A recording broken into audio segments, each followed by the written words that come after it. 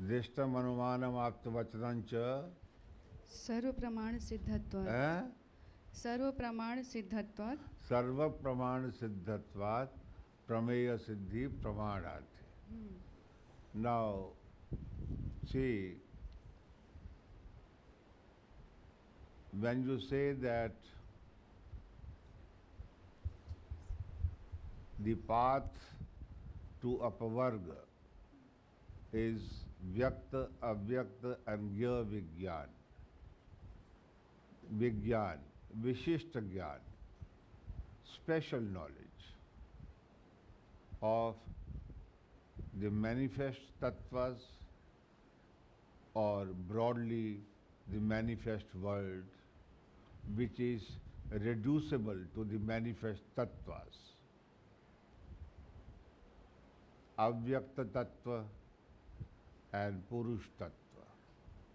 Then the question arises, what are your means of knowledge? How can you know these things? If you talk of knowledge of these things, how can you know these things? What are the sources at your disposal by means of which you can know all these tattvas and also the difference between them, that you can know vyakta as vyakta, avyakta as avyakta, and the self purush as purush.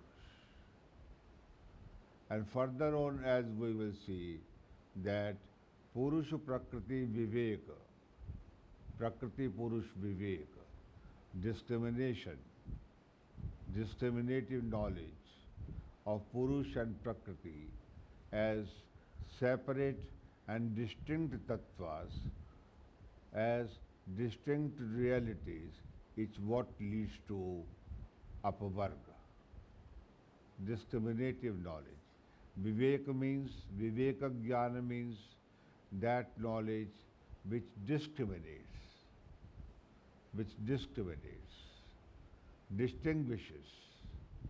distinguishes between what? That this is Purusha and this is Prakriti. But where is the need to distinguish between them? That is the question. I'll just say a word before I come to pramanas. The need to distinguish is, as we shall later see, that we confuse Prakriti with Purush and Purush with Prakriti. Later on, as perhaps in the 9th Kārikā,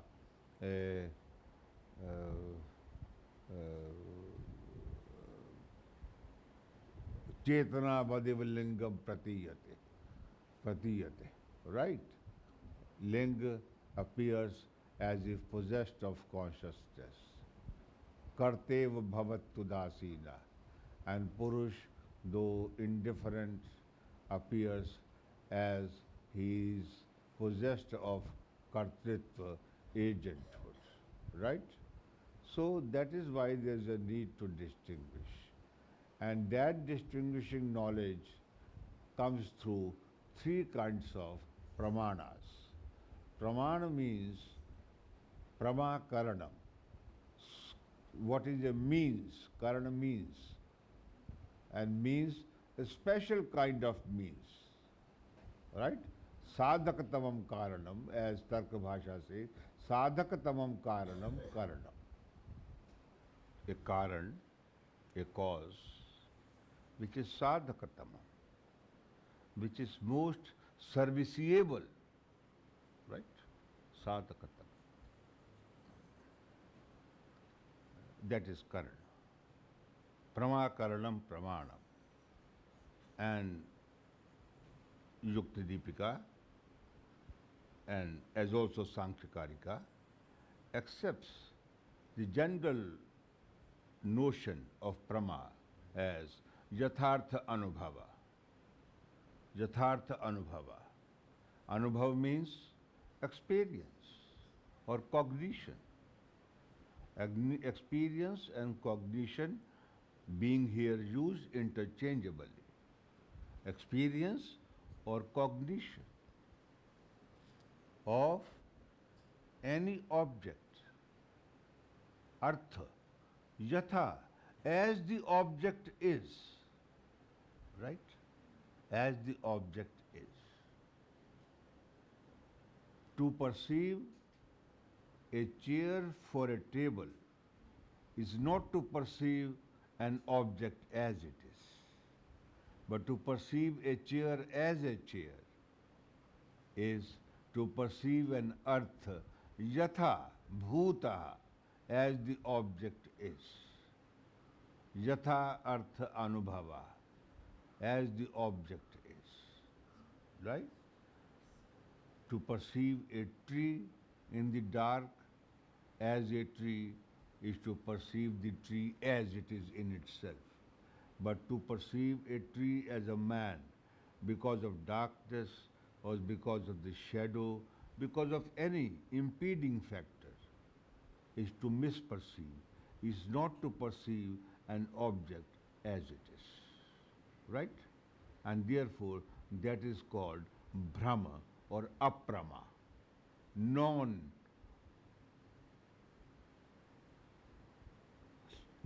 non-true cognition, or untrue cognition, or incorrect, invalid cognition. That is Anubhava. Anubhava is different, Yathartha Anubhava is different from perception, in the sense that perception, inference, and other pramanas, which are recognized by various schools, are all included in the category of Yathartha Anubhava. Even in inference, when we infer on the basis of our perception of fire at some place, that there is smoke, that there is fire at that place, this is also Yathartha Anubhava, because if we are inferring, and inference is a kind of experience. We are inferring the presence of fire on the basis of our perception of smoke at that very place. It can't be that I perceive smoke here in Chinmay Ashram and go to the city and I say there must be fire here because there was smoke in Chinmay Ashram. Right?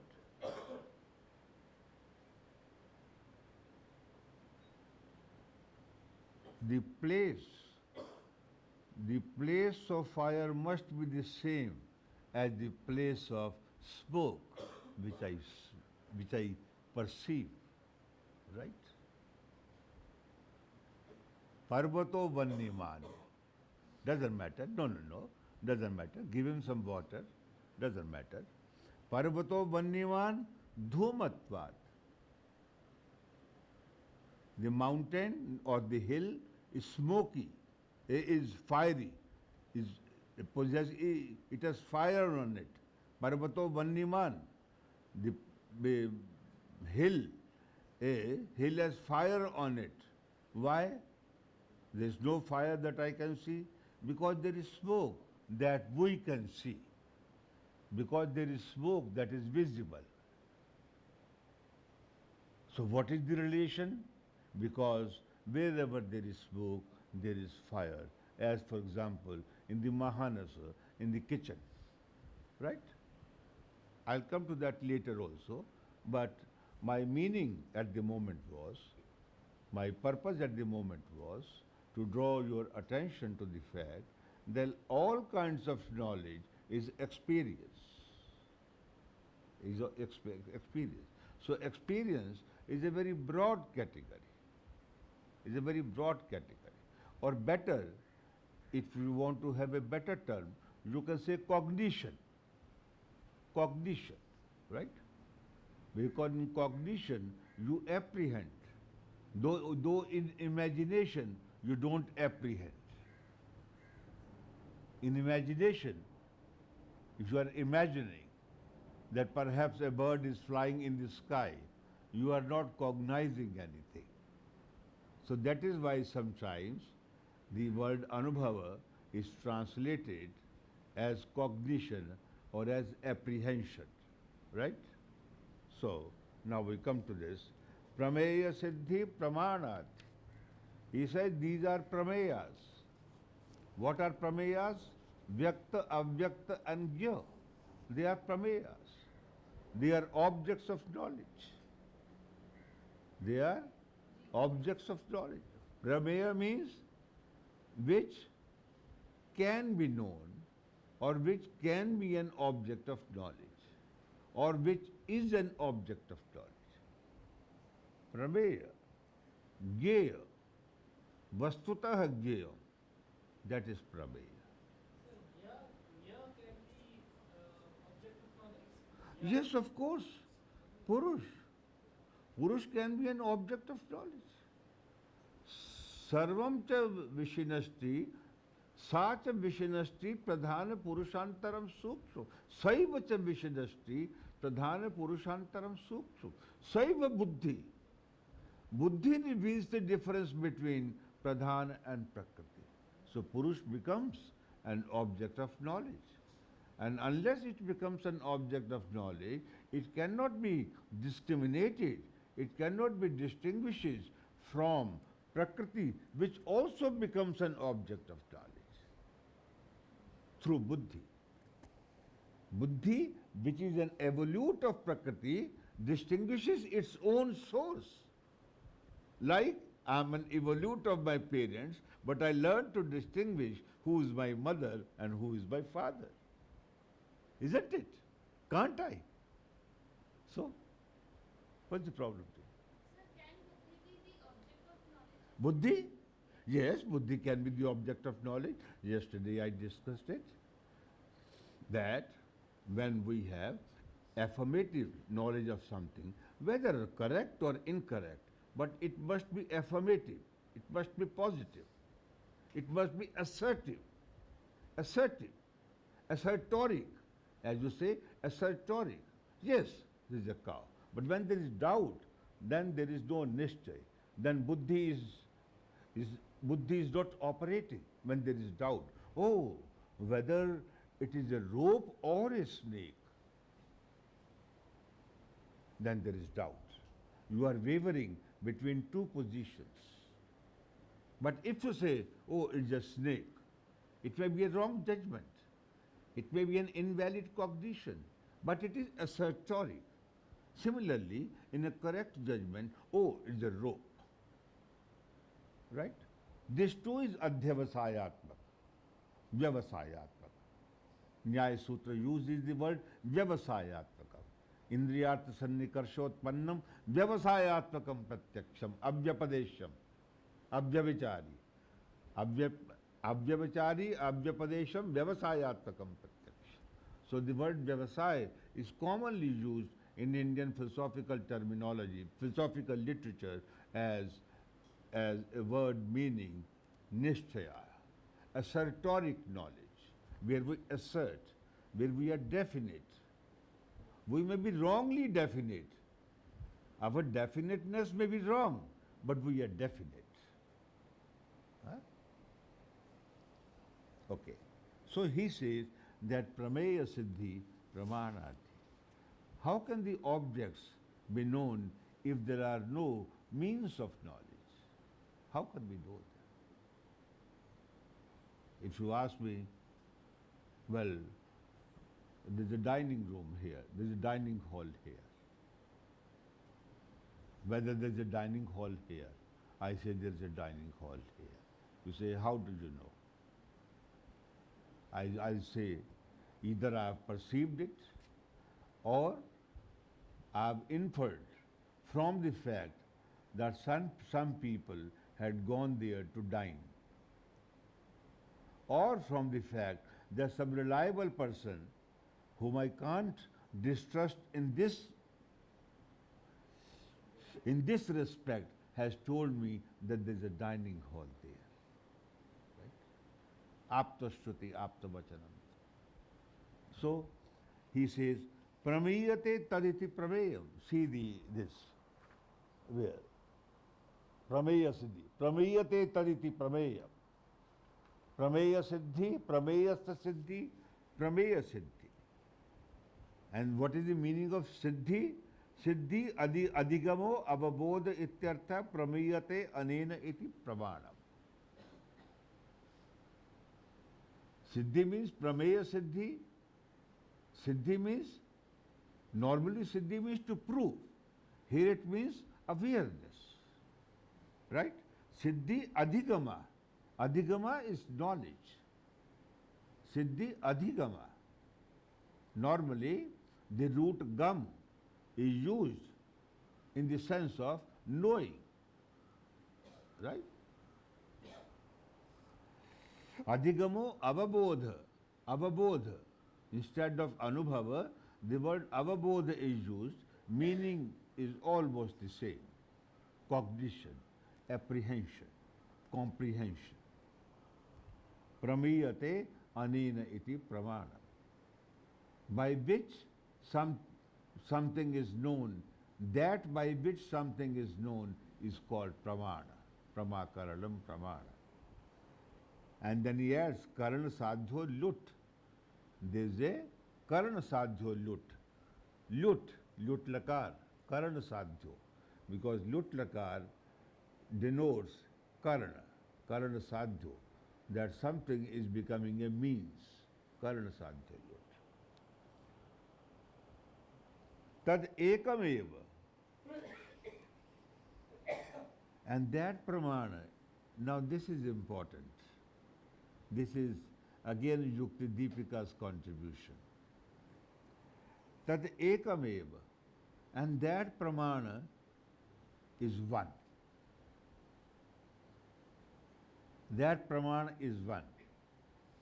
Yuktidipika will later tell us why, while saying that there is one pramana, it talks of three pramanas.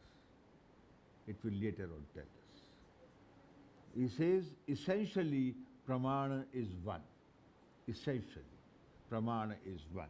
Tad ekameva buddhe ekatva abhyupagamat. Because buddhi itself, because it is adhyavasaya, it makes the object known. Because buddhi is one. There are not many buddhis. Of course, there are different buddhis, buddhi tattvas to different purushas. That is one. But in one purusha, because knowledge belongs to the person who knows. If I have been to Kochi and you have not been to Kochi, you can't say I have been to Kochi. Sure. Right? So, I have seen Kochi. How can you say I have seen Kochi unless you have seen Kochi? So, knowledge is a mental state. It is a state of buddhi. And buddhis, janana marana karananam pratiniyamat. Karanas. Karanas does not mean karanas. Karana means cognitive senses. Karanas. Cognitive senses. Karanas. Pratiniyamat. To everybody belongs birth, death, and sense organs. And they differ according as the persons differ. Right? So, he says, karana sadhyo lut tadekam buddhe ekatva abhyupagamat. Because we apprehend abhyupagama, we apprehend buddhi as only one. We know we have one intellect. Buddhi is often translated in English as intellect. We have one intellect, which enables us to understand various things. Buddhi is one, but various things can be known through that buddhi, whether perceptually or inferentially or through aptashuddhi. Upadhi vashat bhinnam ashiyate. But because of upadhis, vashat bhinnam ashiyate. This bhinnam ashiyate, upadhi vashat, because of upadhis, buddhi is treated as consisting of three pramanas: pratyaksham, anumanam ityadi. Pratyaksha, anuman, etc. Adi includes many anumanas recognized by different schools, but also as recognized by Sāṅkhya.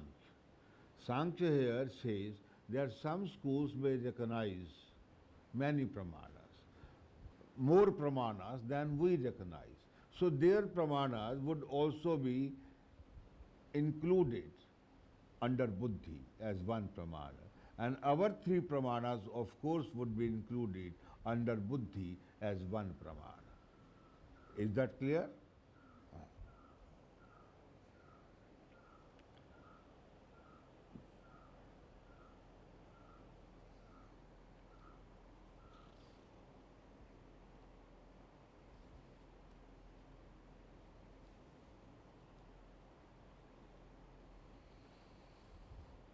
Gotcha. Then we leave the next lines and we move further.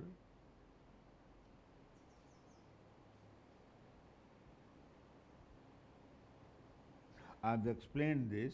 Etasmat prameya siddhi iti avagantavyam katam vrijadivat. Any object like vrihi, rice, etc. Yatahi vrijadi prabeyam prastadina pramanena parichidyate evam ihapi vyaktadi vyakta avyaktagya vyaktadi prameyam pratyakshadi pramena parichidyate asserted. Similarly, the objects or entities called avyakta, avyakta and purusha are known through pramanas. Right? Do you have any doubt about this? About this elucidation by Yuktidipika?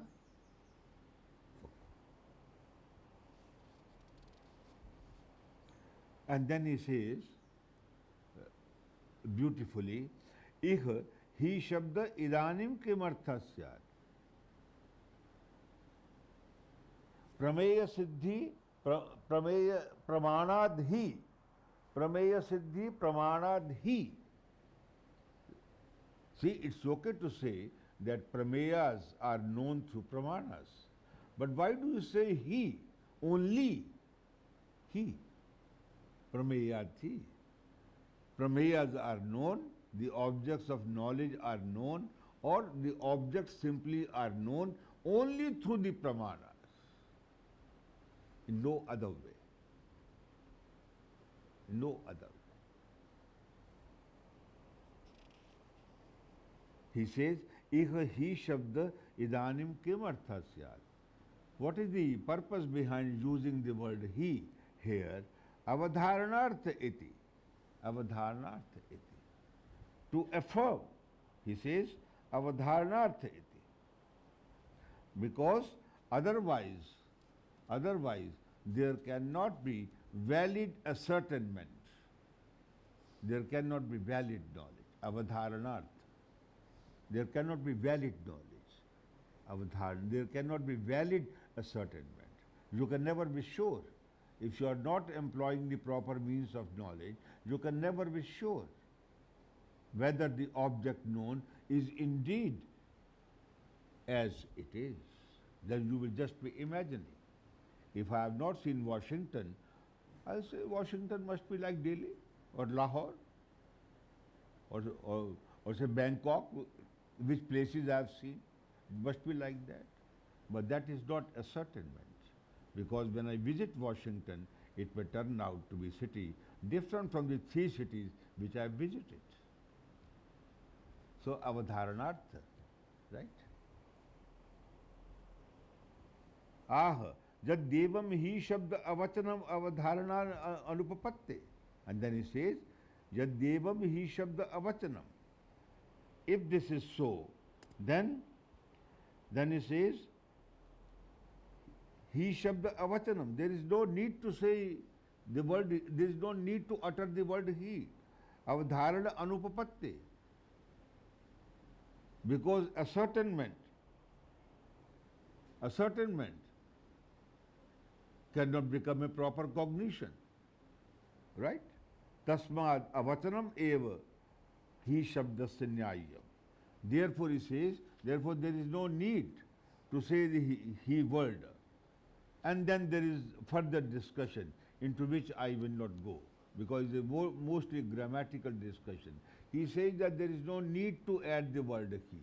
And the conclusion is that there is a need to add he because there are recognized means of knowledge.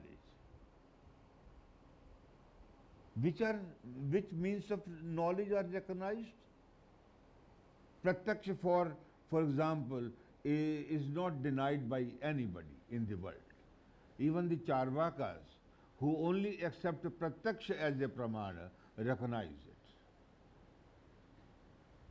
Even Advaita Vedanta recognizes it, who ultimately say that all worldly knowledge gained through this Pratyaksha is unreal because the world is unreal, because the world is false. Therefore, the knowledge gained of that world is also false. Tuchha. The object is tuchha and so is the knowledge or aparavidya as contrasted to avidya. Right? But so long as we remain confined within the world, so far as we remain at the vyavaharika level, at the empirical level, Advaita Vedanta also recognizes Pratyaksha and Anumana and Shruti. Because in Advaita Vedanta, even Shruti is to be transcended. Even Shruti comes under aparavidya. Right? It is accepted so long as it facilitates our understanding and then our direct, non-mediated, aparoksha anubhuti of the absolute consciousness. Am I clear? So,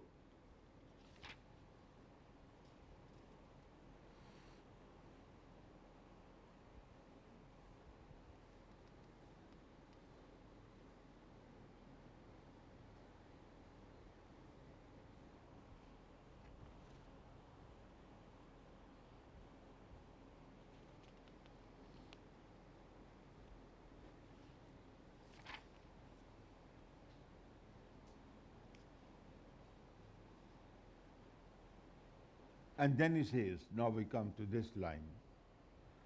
This too, in my view, is relevant. Aha, bahuni pramanani acharya abhyupagamyante. Acharya.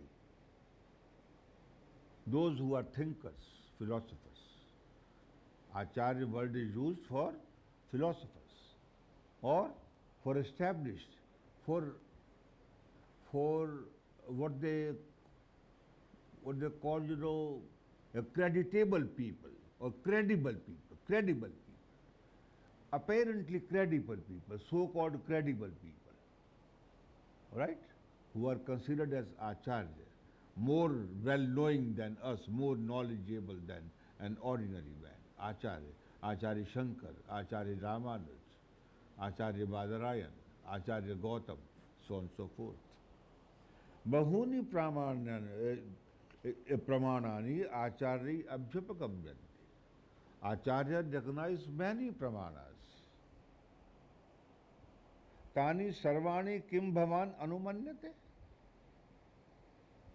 Do you mean to include all of them?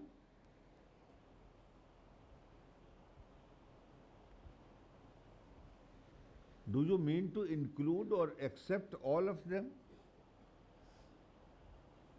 Na iti uchyate. He says no. No. We don't accept all those pramanas. Trividham pramanam ishtam. Ishtam. To us is acceptable. Ishtam. Ram mera ishta. Ram mujhe acceptable hai. Krishna mera ishta. Krishna mujhe acceptable hai. Right? So, to us are acceptable only three means of cognition. Trividham pramanamishtam. Tisro vida asya trividham triprakaram ityati. This is again more or less grammatical. I will not go into that. Right? I am not saying this is useless, because grammar is very important. But I am saying it is not essential to our understanding of pramana or tripramanas.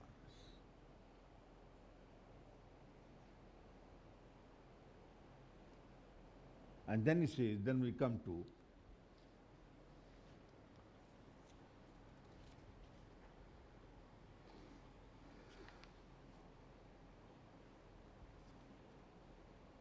Trividham pramanam ishtam. Yes.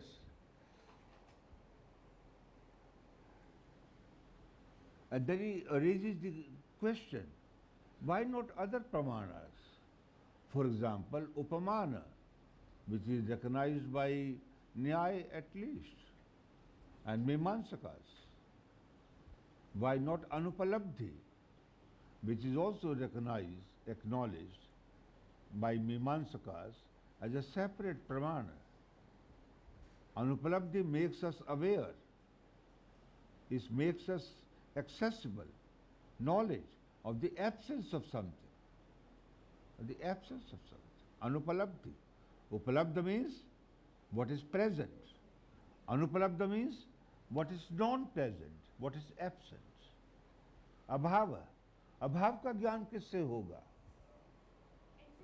न्याय वैशेषिक कहता है अभाव का ज्ञान प्रत्यक्ष से होता है. But प्रत्यक्ष always gives a knowledge of something present. Indriyartha sannikarša. There must be a contact between the relevant sense organ and the object. But in abhava, there is no object. You says, aham janami ghata bhavam. I know the absence of pot at this place. That is, in other words, to put it simply, I know that a pot is absent at this place and at this time. Okay? You know that that a pot is absent. How do you know? How do you know the absent pot? Is there a contact between your visual organ with the absent pot? Absent pot. Can I perceive the absent Kanyakumari? If I have not seen Kanyakumari, Kanyakumari remains absent to me. Vivekananda rock remains absent to me. So how can I say I have seen the absence of Kanyakumari? When I have not seen the presence of Kanyakumari, how can I say I have seen the absence? I know the absence of Kanyakumari. Yes, I can, if I have been to Kanyakumari, if I have seen Kanyakumari, then I can say Kanyakumari is absent here. In this hall, I can say. Like, for example, the Kohinoor gem is absent here, or the former Prime Minister Dr. Manmohan Singh is absent here. Isn't it? But I have seen them already. So I can say they are not here. In fact, there can be many absences here. Why only talk of ghata bhava? Ghata bhavam janami. I know there is absent here a pot. I will say there is absent here Narendra Modi. Why only ghata bhava? Huh? No, that's not true. I'll come to that later on. This was just a slight digression, but perhaps a useful, a serviceable digression. I'll be coming to these things in some detail later on. So he says that people talk of many pramanas. The point was that people talk of many pramanas. Many means other than these three: Pratyaksha, Anumana and Shruti, Aptavacan. Upamana anupalabdhi, nigaman, etc., etc. Not nigaman, some other pramanas. So anyway, so he says, no, sarva pramana siddhatvad. Siddha means antargatatvad. Yuktidipika explains, antargatatvad. All the pramanas are included, samavishta, and are included under these three pramanas. They are reducible.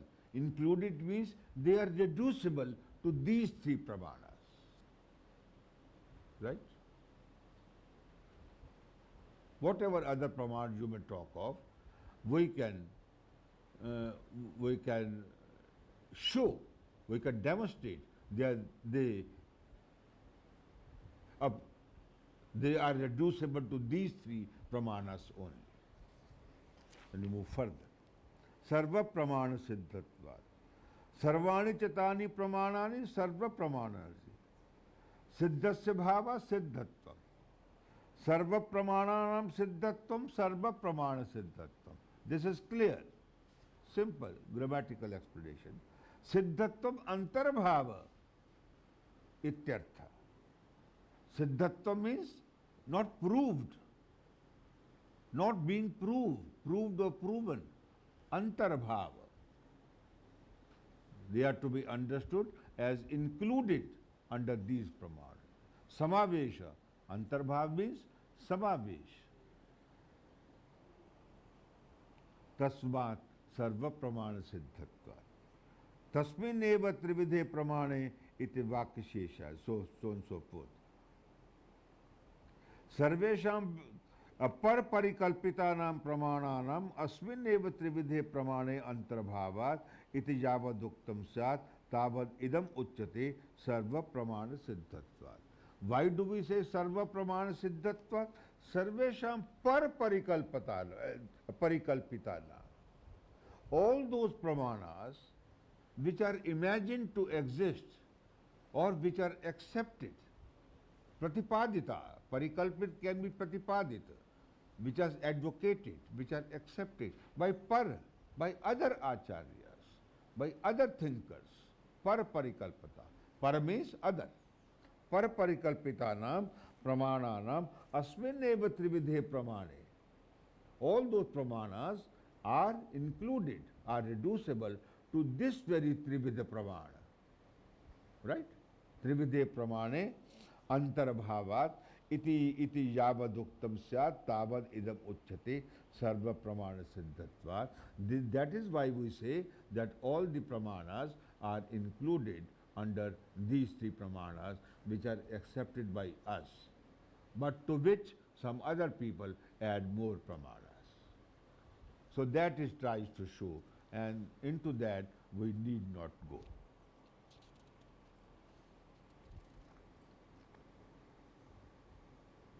Now we come to this. It's a very, very important sutra. Drishtam anumanam aptavachanam. What are those three sutras? As I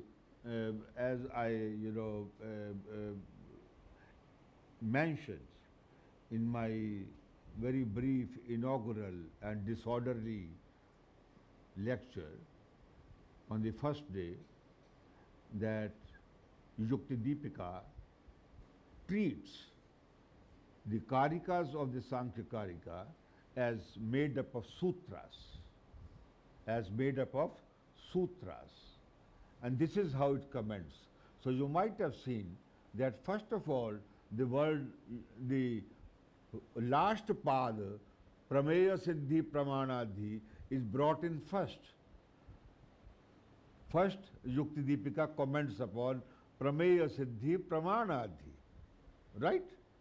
So it divides them into sutra, and according to its own wisdom, not convenience, according to its wisdom, it explains them, it glosses over them, it comments upon them.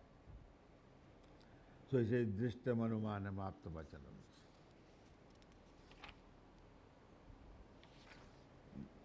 Now, what is drishta?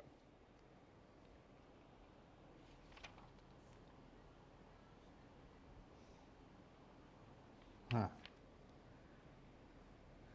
So here is the first meaning of drishta. Drishta means pratyaksha. Drishta means pratyaksha. Sometimes I wonder why the word used is drishta. Because darshan is normally visual perception, while pratyaksha is not visual perception. Pratyaksha is constituted of two words, prati and aksha.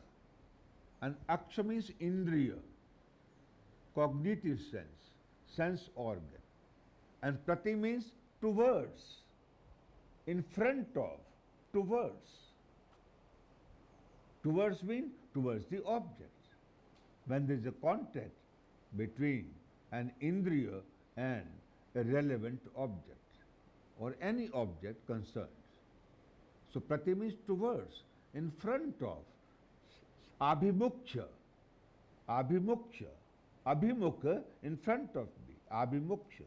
That is the word Yuktidipika, as we will see later on uses.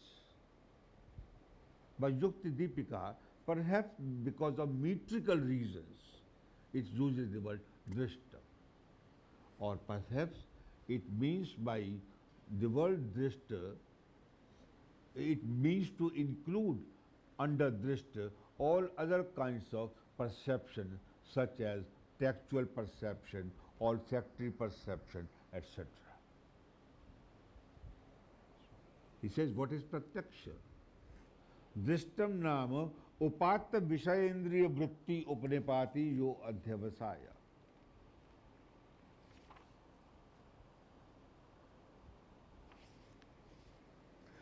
Upatta vishayendriya. Vishay indriya. Here is a general acceptance. Here is a general acceptance of the Nyaya dictum that in pratyaksha there must be a contact between a particular object or the concerned object and a sense organ. Which sense organ? Cognitive sense organ. Not that if I'm closing my eyes and I touch with my feet a fan or the bottom of the fan, and I say, I can say through textual perception where there is a rod-like thing, but I can't say there is a fan unless I've seen a fan, right? So he says, upatta vishay indriya vritti upanipati yo adhyavasaya. Drishtam is that adhyavasaya, because we have already said that all knowledge, whether incorrect or correct, has to be adhyavasaya, definitive, assertoric. And that adhyavasaya proper as a function belongs to buddhi. So it is buddhi which gets us definitive knowledge. But how? Upatta vishaya indriya vritti upanipati. Upatta vishaya. Vishay. Vishay means also artha, an object. Object.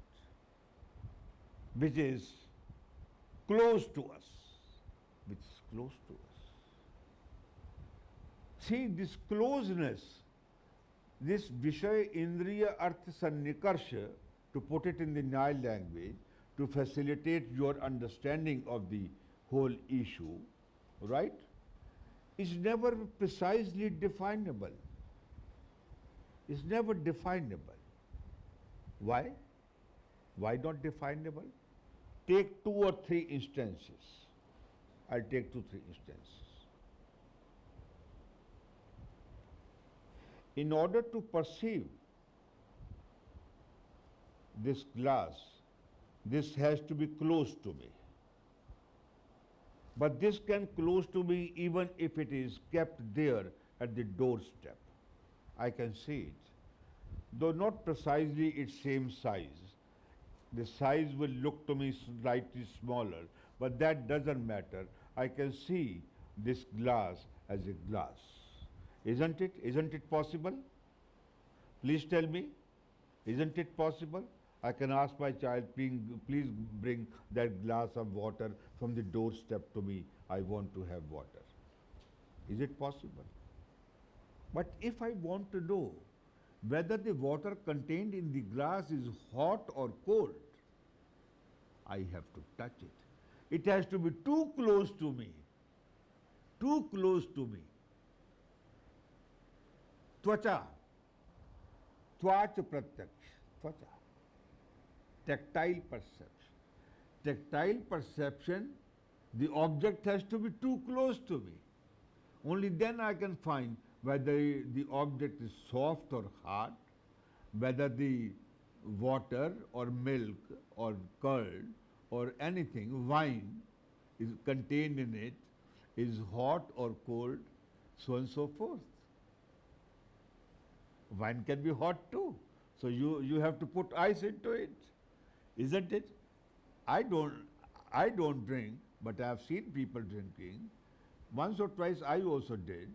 But you have to put ice into it to have a richer and a more pleasant taste of it. You have to put ice into it. But why do you want to put ice into it? Because it looks cold to you. How does it look cold to you? Because when you touch it, you say it's cold. So without tactile perception, you can't have knowledge of hard and soft things. You can't have knowledge of hot or cold or more hot or less cold or more cold and more warm, so forth, so and so forth.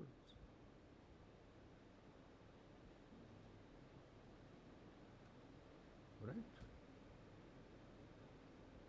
A child who does not know that if he puts a finger into the moving fan may very well end up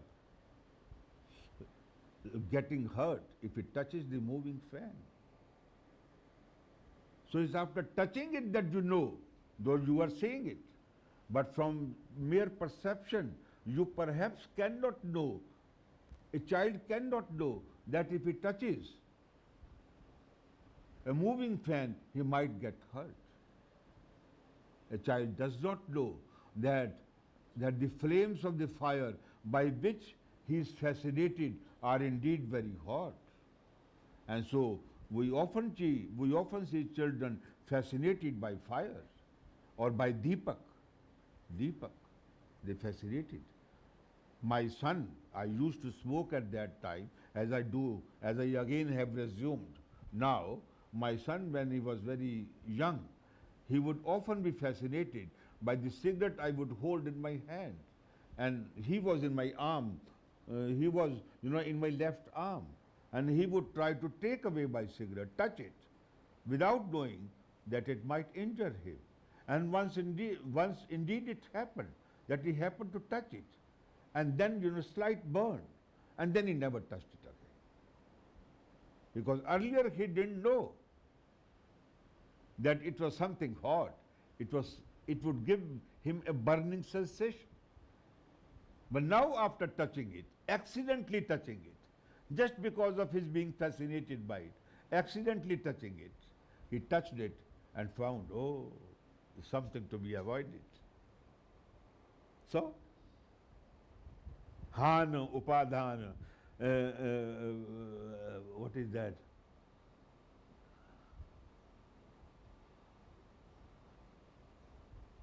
Han upadan upeksha buddhaya. Han upadan upeksha buddhaya, as Nyaya Vaisheshik says. Whenever you know an object, three kinds of attitude arise. This is just, I am saying by the way, three kinds of attitude. Either you want to possess that thing. I am not saying you actually end up possessing that thing. You may not. As I explained to you, I may be fascinated by some person, by a woman, for example, but my fascination is not enough to enable me to have that person with me, right? That is not enough. I'm saying, but attitude may arise. I may like an object. Ha, upadana. Upadana means grahana. Grahana. I may like to have an object, to possess it, like children often do. When they see the other child driving a small car, they are attracted by it and they want to have it. Papa, हमको भी ले दो ये गाड़ी. I also want to have this very car. So, the attitude arises. Upadana. Hana. Or you don't like it. Oh, I don't like it. I wouldn't like to have it. Or apeksha. Oh, I neither like it nor dislike it. I am indifferent to it. Like, for example, a siddha vyakti, a siddha purush, who is not fascinated by anything, who takes things only because they are required to sustain his physical existence, but he is not attracted by them. So, upeksha buddhi. Upeksha, indifference, udasinata. Upeksha word will occur in Īśvarakṛṣṇa Sankhyakarika, upeksha. Right?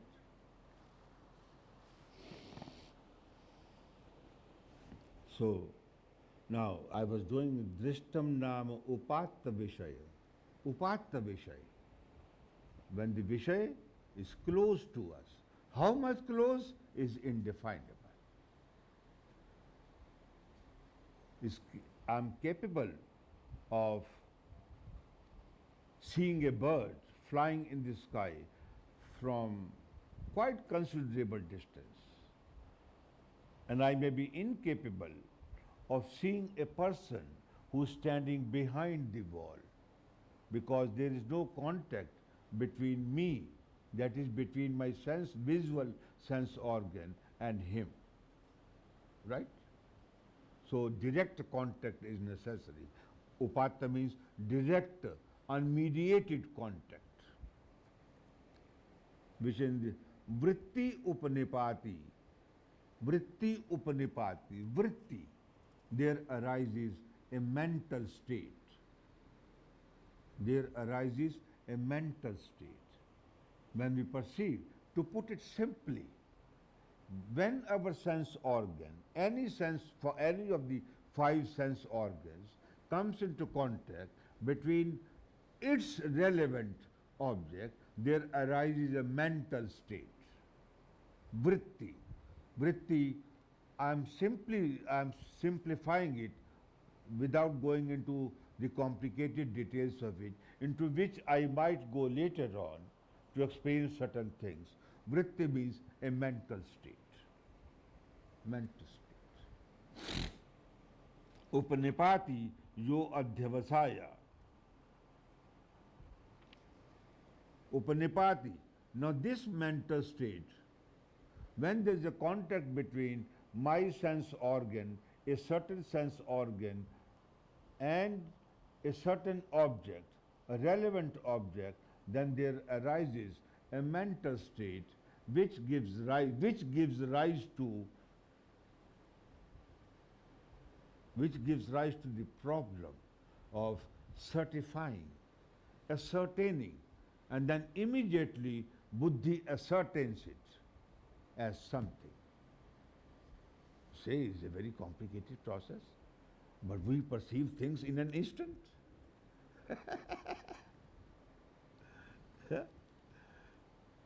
I see smoke arise. Leave aside inference. I may see fire there in front of mine in an instant. You and say first there is contact between indriya and touch, then arises a mental state, and then in the wake of that mental state, there arises that assertoric or ascertainment which is called buddhi. 3-4 stages you have enumerated. He says, yes. These stages are there.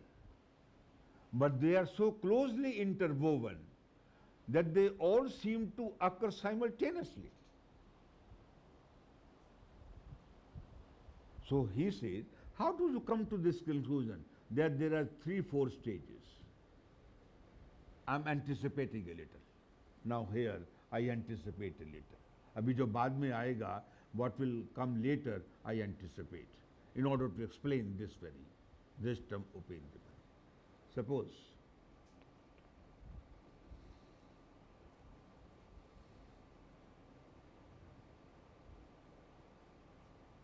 I don't see an object, but imagine an object. Suppose I imagine, or I want to see Swami Advayanandaji, and I wish, may Swami Advayanandaji be here.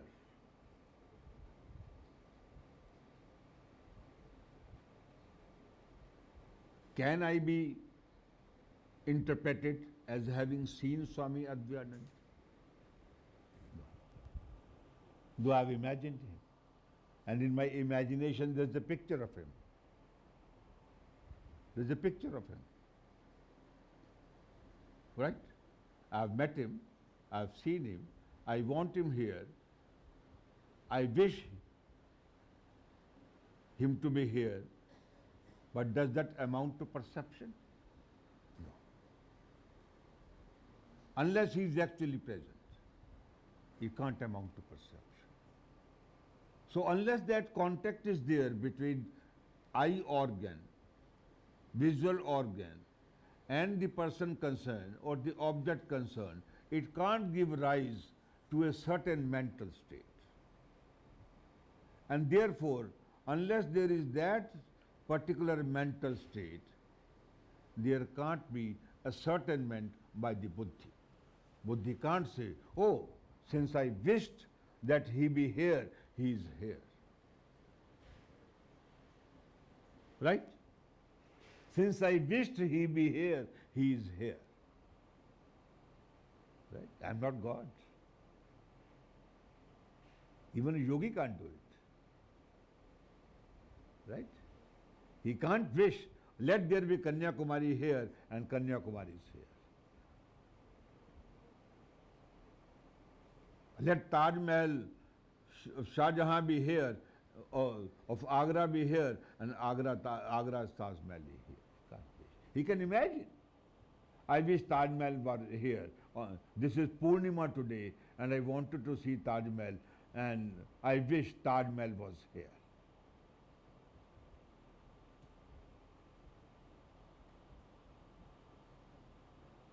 But as they say, wishes, however beautiful, hardly matter. Desires, manoratha nama tata prapata. Right? Like I said yesterday, manoratha nama tata prapata. What are merely entertained in the mind? Manoratha, mana. Things which are merely entertained in the mind, which are merely imagined to be existing in the mind. Imagined to be with us in the mind. And then suddenly buddhi awakes. Oh, that thing is not there. Oh. Yadi tavad ayam sapna dhanyam apratibodhanam. Swapna Vasavdatta. I saw Vasavdatta in the dream. It seems I saw her in the dream. And Vasavdatta is alive. Udayan is confused. Whether he saw Vasavdatta in dream and whether he saw her in actuality, in the Swapna Vasavdatta famous scene. Because he is confused. Vasavdatta was there. She was lying with him. He is dreaming of Vasavdatta. Just to give you an example. He is dreaming of Vasavdatta and utters her name. Vasavdatta, Vasavdatta. Because he is very attached to her. He dreams of her, and Vasavdatta in Agyatavasa is lying with her. And then when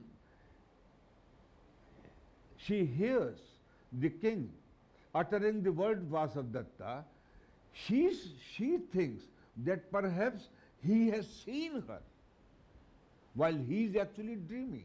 And in dreaming he says, Vasavdatta, where are you? And she seems to think that he has perhaps seen, and therefore she runs away, because she has taken a vow not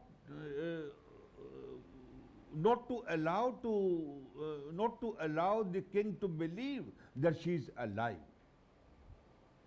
She has been declared dead, right? So she runs away, and now he is confused and suspended between dream reality, the reality of the dream, and the reality of the waking life. And he says, I think I was dreaming, but at the same time, it appears that I saw her. But how can it be that I saw her? She is dead. He has been told that she is dead. Everybody has been told that she is dead. The whole world knows, except Yogandhara and Vasavlatta, that she is alive. The whole world knows, is informed that she is dead. So he says, no, I might have said. And then he says, Yadi tavad ayam swapna dhanyam apratibodhana. If it was a dream, then it was better not to wake up. Right? Because I saw her in the dream. And seeing her is a pleasant experience. Right? So we see even in dreams. But dream perception is cancelled by the waking life perception. Why? Because in waking life we find there is no Vasavdatta, there is no elephant here close to my eyes, which I am perceiving, which I thought I was perceiving while in a dream state. I thought I was seeing. Right? This is what happens in the waking state. So that is the importance of the use of the word upatta indriya, indriya, upatta vishaya indriya, upatta vishaya indriya. A object which is close to indriyas. How much close? As I've said, indefinable, immeasurable. Now we move further. Anumanam dvayo avina bhavino ekam pratyakshena pramaya tatpurvakam sambandhyantare yat paschan manam bhavati. Should I stop here for the time being? Should I stop here for the time being? At 11:30? I'm suddenly reminded it's 11:30 as I looked at my watch. Okay then, we'll do it later because it needs some explanation. But please remember a few things, that I'm anticipating quite a few things in advance so that these preliminary things become easily understandable to you, easily intelligible to you. And then those things I later on mention, but avoid elucidating in detail, because I'm already doing them in some detail here at the moment.